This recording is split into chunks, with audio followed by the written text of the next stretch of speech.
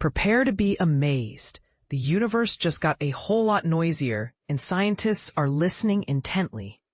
The latest analysis of gravitational waves has revealed a staggering surge in detected black hole collisions, more than doubling the previously known count from 90 to 218.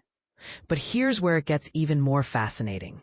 Among these, 128 are entirely new mergers, offering unprecedented insights into the cosmos.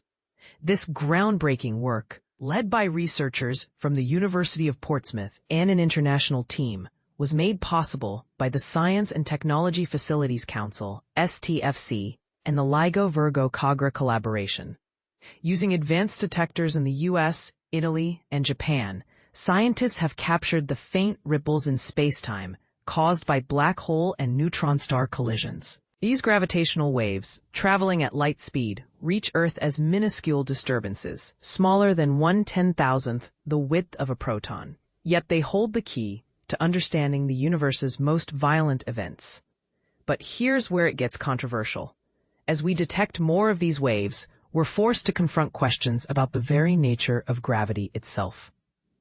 Are Einstein's theories holding up under scrutiny? Or are we on the brink of a paradigm shift? Professor Ian Harry from the University of Portsmouth hints at this tension, stating, "So far, Einstein has passed every test, but we will keep looking closer."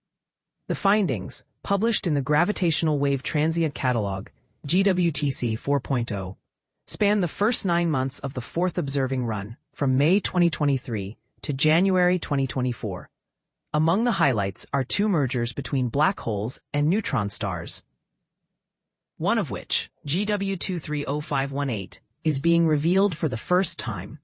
These discoveries are a testament to the enhanced sensitivity of the LIGO detectors, which have been refined since 2020 with significant contributions from the UK. And this is the part most people miss.